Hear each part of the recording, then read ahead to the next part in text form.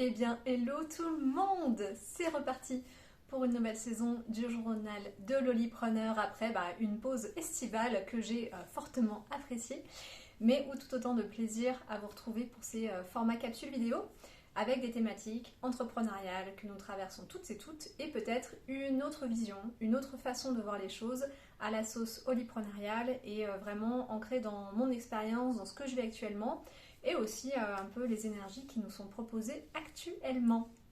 Donc là, on est sur une vidéo de retrait, de reprise, hein, on est fin août. On est sur une pleine lune qui arrive demain en Poisson, une saison de la Vierge, sur moult rétrogradation de planètes. En gros, on se calme, on se détend. Beaucoup de choses peuvent prendre du retard, du recul. Beaucoup de choses peuvent nous arriver de façon incongrue. Il peut se passer plein de choses dans cette période. Surtout, ce qui nous est demandé, c'est de rentrer à l'intérieur de nous, d'aller dans l'alignement, d'aller dans l'écoute de ce qui est juste pour nous à l'instant T. Donc c'est un peu ce que je vais vous proposer dans cette vidéo-là. Alors à chaque fois les thèmes me viennent un peu comme ça et j'accueille ce qui est en présence. Là le thème qui m'a été soufflé, c'était de regarder sur comment se faire connaître et surtout comment magnétiser sa clientèle de rêve. Alors ça fait un terme vraiment très tunnel de vente marketing quand je vous le dis comme ça. C'est vraiment pas mon objectif. Il n'y a aucune, à mon sens, recette qui fonctionne pour tout le monde. Il n'y a aucun truc et astuce. Si ça existait, ça se saurait. Là, l'objectif, c'est de voir comment vous pouvez parvenir à vous faire connaître, à faire connaître votre activité avec la justesse de qui vous êtes, avec la justesse du rythme, du cycle, de ne pas brûler les étapes et surtout de ne pas manipuler l'autre dans la façon de lui parler en activant tous ces leviers de peur, de blessure, de je ne suis pas assez et de venir comme ça proposer des solutions qui résolvent tout, tout le temps et à tout moment et pour tout le monde, mais bien de savoir comment vous faire connaître. Parce que oui, je crois foncièrement que quand on est à son service, à sa juste place, on a quelque chose à apporter à cet endroit-là. Les personnes viennent à vous parfois par des moyens improbables. J'ai pas mal de personnes que j'accompagne qui sont entrepreneurs depuis longtemps et qui m'ont dit j'ai vécu 5-10 ans sans faire de commercial, juste à la recommandation, au bouche à oreille, avec un client régulier qui revient, ou j'ouvre un cabinet, je mets une pancarte et puis les gens passent le pas de ma porte. C'est complètement possible. Par contre, il faut à un moment donné dire je mets une plaque devant mon cabinet, j'existe, j'ai une activité, je propose quelque chose. Donc la première chose que j'ai envie de vous transmettre sur comment se faire connaître, c'est déjà, tout simplement, incarner ce que l'on fait. Ah, ça a l'air facile comme ça. Et ça a l'air très subtil et très abstrait. Pourtant, c'est extrêmement concret. Moi, je suis entrepreneur depuis plus de 13 ans. J'ai eu différentes casquettes entrepreneuriales avec à chaque fois une façon de me présenter différente, des produits et services différents, des modes opératoires différents. Donc j'ai eu pas mal à expliquer ce que je faisais et en tout cas à me faire connaître sur différents types de produits et services. Ce qui me semble essentiel et qui est un passage obligatoire, c'est d'incarner ce que l'on fait et dire ce que l'on fait. Mais le dire tout le temps, constamment, à tout le monde. Ne pas se restreindre en disant il faut que je trouve des clients et c'est à eux que je vais parler. Nos clients, on ne sait pas qui ils sont.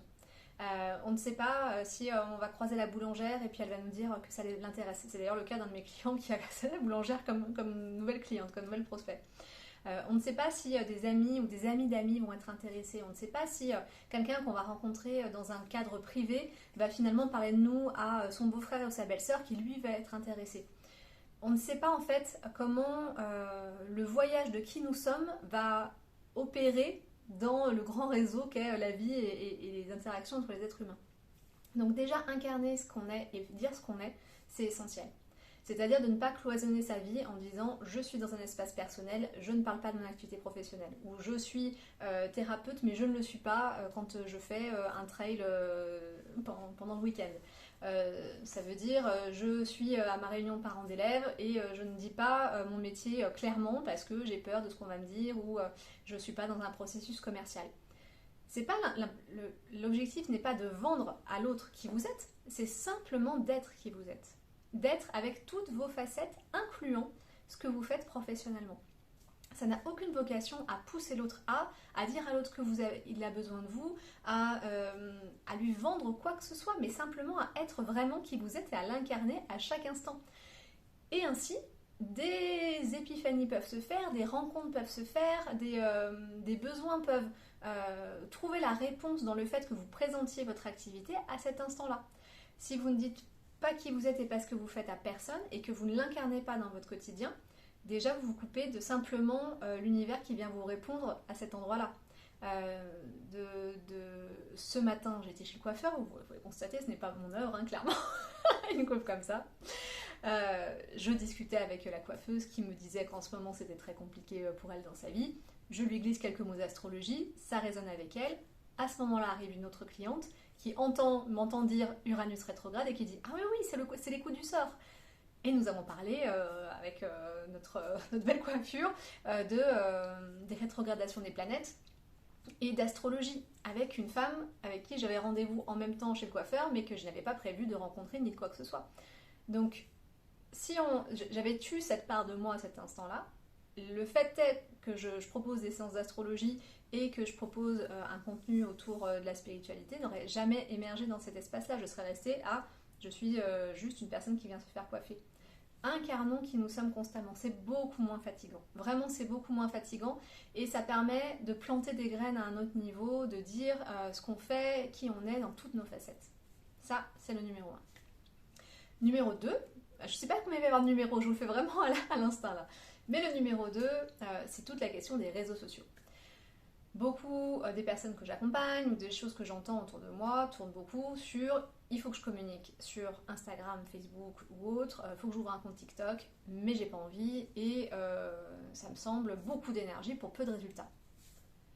Oui, clairement, c'est beaucoup d'énergie pour peu de résultats et surtout, est-ce que c'est votre objectif de toucher toute la communauté des personnes qui parlent français à travers le monde? Parce que ce type de réseau social-là, notamment Instagram, TikTok aussi, c'est toutes les personnes qui parlent votre langue partout dans le monde. Mais est-ce que ce sont vos clients? Est-ce qu'il y a vraiment nécessité d'aller voir ces personnes-là?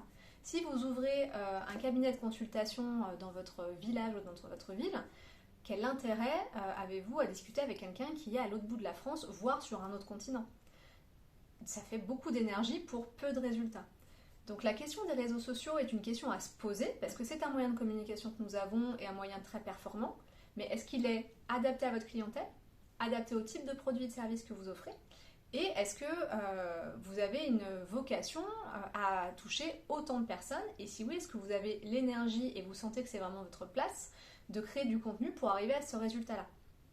Je passe en plus à côté de toute la question des droits d'auteur sur ce que vous écrivez, qui appartiennent à la plateforme dans laquelle vous les déposez, donc la propriété de votre contenu, la propriété de votre clientèle, et de tout faire reposer sur un modèle réseaux sociaux. Demain, le réseau social crache pour une raison ou une autre, ou efface votre compte parce qu'il y a un problème informatique, vous n'avez plus d'entreprise. C'est arrivé déjà à des personnes que je connais qui étaient entrepreneurs et qui avaient fait toute leur activité sur Instagram, du jour au lendemain, plus rien. Il faut tout reconstruire de zéro. Et encore, c'est même pas de zéro, parce qu'il faut retrouver les clients qu'on avait eu auparavant et qui nous ont perdus. Beaucoup plus difficile. Donc les réseaux sociaux ne sont pas une fin en soi, et surtout, est-ce que c'est votre objectif? Est-ce que vous faites des produits en ligne? Est-ce que c'est une grosse partie de votre activité? Est-ce que vous avez envie de partager beaucoup de contenu? Toutes ces questions-là, elles sont importantes. Si la réponse elle est non, les réseaux sociaux ne sont pas une obligation. Ou alors, ils sont à utiliser en fonction de vos besoins en local. J'ai également un espace dans lequel je reçois en présentiel. Je communique sur cet espace en présentiel sur Facebook, mais en local, sur des groupes locaux, avec une communication dédiée à une publicité en local pour dire que les séances avaient ouvertes sur ce territoire-là où je ne connais personne. Je réfléchis à où sont les personnes qui m'intéressent, qu'est-ce que j'offre comme produits et services, et donc la finalité, c'est le moyen de communication, mais c'est pas avant, c'est pas parce qu'il faut être sur Instagram que je vais définir mon plan de communication et mes offres et mes services. C'est quelles sont mes offres et services, où est ma clientèle, et à ce moment-là, la réponse peut être un réseau social ou pas. Et après, si c'est une réponse, est-ce que c'est une réponse entière et globale, ou est-ce que c'est une réponse partielle? Pour moi, c'est une réponse partielle. J'ai une grande envie de développer le présentiel, je ne vais pas mettre 100% de mon énergie dans le distanciel avec Instagram par exemple. Donc toujours partir de son besoin. Et la finalité est une réponse, est un moyen, est un outil. Ce n'est pas une fin en soi. Voilà pour les réseaux sociaux. Ça me fait penser à troisièmement, le site internet. Beaucoup de personnes mettent beaucoup d'énergie et sont assez frustrées de voir que par exemple leur activité évolue mais que leur site internet ne suit pas. Que le site internet n'est pas à la hauteur de ce qu'ils aimeraient faire. Que le site internet est rapidement désuet ou pas assez performant. Je séparais les deux choses entre le site internet comme vitrine de l'offre et le site internet comme outil de vente. C'est pas la même chose. En soi, on n'a pas besoin de site internet pour vendre, pour se présenter. Il y a plein d'autres solutions pour se présenter sur les réseaux sociaux, sur internet, en ligne, autres que de faire votre site internet. Donc il y a des moyens intermédiaires de se faire connaître sans aller jusqu'au site internet. Est-ce que c'est une simple page de vente? Est-ce que c'est un profil LinkedIn très bien foutu? Est-ce que c'est un Linktree avec de l'information? Est-ce que c'est votre compte Instagram qui suffit largement? Votre compte YouTube, votre compte Facebook? Le site internet est effectivement un moyen extrêmement personnalisable où vous êtes plutôt chez vous, plus que dans un réseau social, mais aussi quelque chose qui est assez figé. Quand on est en lancement d'activité, quand on démarre, notre projet bouge tout le temps. Et c'est normal, c'est complètement normal de changer d'avis, de commencer un produit, un service, de le bouger, de voir ce qui fonctionne, ce qui ne fonctionne pas. Pour moi, le site internet, il arrive à un moment où on est mûr et on est pérenne dans son activité. Parce qu'il va venir stabiliser. Sinon, il va vous faire poser 1 million de questions peut-être sur des sujets qui ne sont pas nécessaires parce qu'on réfléchit à arborescence, menu, machin et tout. Peut-être que le site internet n'est pas une solution, il n'est pas une priorité. C'est pas nécessaire, en tout cas, il n'est absolument pas nécessaire d'avoir un site internet pour avoir une activité qui fonctionne. Il y a des gens qui n'ont pas de site internet et qui ont des activités qui fonctionnent sans problème. Par contre, si c'est votre outil de vente, si c'est un espace dans lequel il y a de l'achat de produits, de services, des réservations de séances, là, il faut qu'il soit ergonomique. Plus que de définir comment vous allez vous présenter, les mots à choisir, tout ça qui peuvent aussi attendre un petit peu, le fait est qu'on puisse facilement réserver, acheter auprès de vous, ça c'est important. Là, c'est votre outil de vente. C'est comme arriver dans un magasin et c'est le bordel. Si votre site internet, c'est votre magasin, il faut qu'il soit rangé, il faut qu'il soit propre. Donc là, ne pas hésiter à déléguer, à trouver de l'aide technique pour que ce soit le cas. Mais en termes de communication et se faire connaître, on ne se fait pas connaître avec son site internet. Un site internet, c'est un endroit où on atterrit, donc ça veut dire qu'on vous a connu avant. On tape rarement une recherche internet et on tombe sur vous. Moi, ça m'est arrivé une fois où quelqu'un m'a trouvé comme ça. Sinon, c'était plutôt par un réseau social, un contenu que j'ai créé, quelqu'un qui m'a recommandé, une rencontre, une carte de visite, quelque chose qui m'a fait connaître. Et le site internet est là comme pour valider l'expérience qu'ils ont de moi, avoir plus d'informations, c'est un degré d'information supérieur, ou alors pour réserver une séance directement, et là il faut que ce soit extrêmement efficient. Donc, le site internet n'est pas un moyen de se faire connaître, en tout cas pas sur des activités comme d'entrepreneurs avec des activités unipersonnelles, surtout en lien avec les particuliers. C'est pas là où vous faites connaître, c'est un outil de présentation, mais pas un outil pour cette prise de contact-là. Alors, vous allez me dire comment on fait cette prise de contact-là, la première prise de contact. Si déjà vous parlez de vous constamment, que vous incarnez qui vous êtes et que vous dites toutes les parts de vous, il y a quelque chose de très simple qui va s'installer, c'est le bouche à oreille et le réseau. Et ça, on a tendance à le dématérialiser sur Internet, mais le faire en vrai. Vraiment créer un réseau autour de vous, que ce soit des lieux ressources qui sont dans des thématiques proches des vôtres, dans lesquelles vous pouvez rencontrer des personnes, discuter, co-créer des ateliers, co-créer des espaces, co-créer des réseaux pour se faire connaître à plusieurs. Discuter avec vos anciens partenaires professionnels, que ce soit d'anciens collègues si vous étiez salarié, d'anciens entrepreneurs ou collaborateurs si vous étiez déjà à votre compte. Parlez de vous et déjà utilisez le réseau qui existe, des gens qui vous connaissent. Parce que quand on travaille avec quelqu'un, on n'achète pas un produit et un service, on achète la personne. On achète la qualité de relation qu'on va avoir avec la personne, ce qu'elle va nous apporter. Donc on achète la confiance qu'on a en cette personne-là. C'est pour ça que le bouche à oreille fonctionne. Le bouche à oreille, c'est de la confiance qui est transmise. Je te recommande cette personne, elle est bien. Ça vaut 100 fois plus que un site internet qui est bien fait, une jolie carte de visite. Ça n'a pas de fondement de valeur parce que émotionnellement et mentalement, il n'y a pas de validation de la qualité de ce que vous faites. C'est simplement ce que vous dites et vous pouvez bien dire ce que vous voulez. Vous êtes experte en un truc où on bidule muche sur votre site, il n'y a aucune preuve de ça. Par contre, que quelqu'un vous recommande, que quelqu'un se porte garant de qui vous êtes et vous dit toi tu as besoin de quelque chose, va voir cette personne-là, ça c'est priceless. C'est vraiment extrêmement, extrêmement précieux. Donc je prendrai l'exemple d'un flyer accroché à une boulangerie, dans un grand panneau à une boulangerie, en disant je vais faire le tour des commerces autour de chez moi et puis je vais mettre mes flyers un peu partout. Quelle est la valeur énergétique d'un document avec votre nom posé à un endroit où personne ne vous connaît? Elle est pratiquement nulle. Peut-être que vous allez avoir une personne qui va dire ah c'est exactement ce que je voulais, qui aura eu 12 synchronicités, se sera dit ça y est c'est la brique définitive pour me dire que je faut que je sois avec cette personne. Peut-être. Par contre, regardez la valeur énergétique si ce flyer-là est déposé dans un lieu où vous avez échangé avec le propriétaire, avec les vendeurs, avec les commerçants, avec les artisans qui travaillent ici, qui vous connaissent, voire même qui ont testé vos services et qui peuvent vous recommander. Énergétiquement, votre bout de papier, c'est plus le même. Parce que la personne, elle va dire, vous connaissez un tel ou un tel qui a laissé sa carte de visite? Oui, je la connais, elle est super. Ou ah ouais, j'ai essayé, j'étais bluffée. Ou c'est quelqu'un que j'ai rencontré plusieurs fois, elle est sérieuse. Ces mots-là montent la valeur énergétique de votre support de communication en un rien de temps. Et c'est valable sur un carte de visite, sur un flyer, sur une affiche pour un atelier que vous allez faire, sur votre réseau social. La valeur du bouche à oreille, comment vous avez une qualité de rencontre avec la personne. Comment vous créez un réseau où on vous connaît, où on vous recommande, où on fait des croisements. Ah, la boulangère m'a parlé de vous et le magasin bio aussi. Ah, mon beau-frère qui est entrepreneur vous a pris comme comptable et je viens de tomber sur votre flyer chez le boucher qui m'a parlé de vous aussi. 2 personnes me recommandent et vont vers vos services. C'est la qualité de la relation, c'est la qualité de qui vous êtes. Qui vous êtes en relation, donc si vous parlez de vous, si vous rencontrez les personnes, si vous créez du réseau, et non pas dans une visée de commercial, en voulant vendre des choses, en voulant rémunérer les personnes qui parlent de vous, simplement la qualité de la rencontre et de la présence, la qualité du relationnel, la qualité de je parle de ce que je fais avec le cœur, et aussi j'ai envie de te rencontrer dans l'autre sens, et j'en parle avec ma boulangère, et en discutant avec elle, je me rends compte que c'est un projet de vie, une reconversion. Avant elle était dans la banque, et puis elle a tout plaqué, et maintenant elle aime faire du pain au levain. Je ne sais pas, mais il y a ces choses-là qui arrivent, et toute cette préciosité de la relation, c'est votre meilleure carte de visite. C'est des moyens de vous faire connaître. C'est de créer un réseau en local, là où vous vivez, là où vous travaillez, là où vous œuvrez, là où vous emmenez vos enfants à l'école, là où vous allez payer vos impôts. Le territoire, l'importance du territoire. Et ça peut rejaillir après à d'autres endroits sur du distanciel. Peut-être que la boulangère avec qui vous discutez va manger avec sa belle-sœur qui vit dans le Cantal et qui va vous appeler pour une séance en distanciel. Vous ne savez pas, là ce n'est plus de votre ressort. Ce qui est de votre ressort, c'est d'arriver simplement à vous faire connaître et en fait simplement à vous dire, à dire qui vous êtes, à dire ce qui vous anime. Quand vous vous présentez à quelqu'un, plutôt que de dire je fais, j'en sais rien, je vends des cartes de visite que je fais peins à la main, lui raconter votre parcours.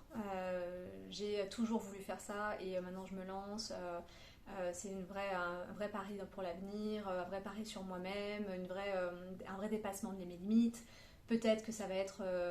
je ne fais que des peintures sur la thématique de l'amour et moi c'est très important de parler de l'amour, d'en diffuser, c'est ça qui me plaît. Parler de ce qui est fort pour vous, de ce qui est vrai pour vous, ça touche le cœur des gens. Et si une personne vous renvoie à ça ne m'intéresse pas, très bien, mais vous aurez offert vraiment qui vous êtes. Et là, cet endroit-là, c'est là où ça magnétise. Parce qu'il y a de la vérité, parce qu'il n'y a pas de chichi, il n'y a pas de construction, il n'y a pas de stratégie. Il y a simplement le fait de se dire je suis moi, je fais ça avec le cœur et j'ai envie de le proposer au monde. Ça te dit qu'on en discute? Moi, quelqu'un me dit ça, j'ai tellement envie de savoir un petit peu ce qu'il a fait et son parcours. Donc ça peut être plein de choses qui fait que vous créez des relais de prescripteurs de façon extrêmement naturelle et que dans l'autre sens, vous participez aussi au réseau. Parce que d'être dans un mouvement uniquement émissif vers l'extérieur, c'est comme si vous demandiez de l'énergie vitale et de la visibilité aux autres sans rien leur donner. Sans rien leur donner. Donne-moi de ta visibilité. C'est pas ok au niveau de l'équilibre énergétique. C'est je te parle de moi, tu me parles de toi et moi je pourrais te recommander si je sens que ça vibre et toi tu pourras m'en recommander si tu sens que ça vibre. Et si tu sens que ça vibre pas et qu'on n'est pas dans les mêmes envies, les mêmes relations, les mêmes valeurs, super, je ne mets pas mon flyer ici parce que ce sera une déperdition d'énergie, je préfère le mettre ailleurs, je préfère mettre cette affiche ailleurs, faire cet atelier ailleurs. Et dans cet esprit-là, il y a des rencontres qui peuvent se faire, des collaborations, des co-créations et des prescriptions. Et ça, c'est aussi hyper important d'avoir un réseau solide de personnes qui sont là pour s'entraider. Et donc que vous puissiez aider des personnes à certains moments et que des personnes puissent vous aider. Et il n'y a pas besoin d'avoir une communauté extraordinaire pour ça. Parce que la clientèle, il suffit de 2 personnes pour certaines activités pour que ce soit rentable et que ce soit OK. Donc si vous discutez de ces personnes-là et vous les recommandez à d'autres, ça peut leur engager aussi de la clientèle. Vraiment de le penser comme cette toile, cette toile interdépendante que nous sommes. Mais vraiment l'investir et l'investir aussi au niveau professionnel. Après, il y a plein d'autres moyens de se faire connaître. J'avais envie de vous parler de ça et vraiment de l'être plutôt que le faire. Vous pourrez faire des tunnels de vente marketing, ça fonctionne. Vous pourrez faire des lead magnets, ça fonctionne. Vous pourrez offrir 1 million de trucs, ça fonctionne. Vous pourrez écrire du contenu gratuit tous les jours et le poster, ça fonctionne. Tout ça fonctionne. Seulement, j'ai envie de vous proposer de réfléchir à est-ce que c'est ce que vous voulez ? Est-ce que c'est la façon dont vous voulez développer votre activité ? Est-ce que c'est la façon dont vous voulez passer vos journées ? Est-ce que c'est vraiment ça qui vous intéresse dans votre activité entrepreneuriale ? Ou est-ce que c'est la peur de ne pas avoir qui fait qu'on va aller déclencher ces leviers de recrutement de clientèle qui sont des leviers basés sur la peur et le manque, ou le fait de donner sans compter et de récupérer un tout petit peu. Donc est-ce qu'il y a de l'équilibre énergétique là-dedans ? Je laisse la question en suspens. Voilà, j'espère que ces pistes de réflexion vous auront éclairé. On pourra en parler encore des heures et voir plein d'autres choses, mais je pense que déjà ça fait une bonne base pour se lancer sur cette rentrée, pour peut-être regarder différemment sa façon de communiquer et de faire du commercial. Pour moi, le commercial n'est pas un gros mot, c'est simplement entrer en relation. Comment vous rentrez en relation avec le monde extérieur, avec qui, comment et avec quelle partie de votre être. Est-ce qu'on est là ? Où est-ce qu'on est là ? J'espère que cette vidéo vous aura plu. N'hésitez pas à laisser des commentaires, des questions, des rebonds, des partages. Ça me fait toujours hyper plaisir de vous lire. Et puis, si vous avez envie des thématiques pour le journal de Lolipreneur, n'hésitez pas également. Ça me nourrit sans arrêt. Et puis, je vous dis à très bientôt pour la prochaine vidéo.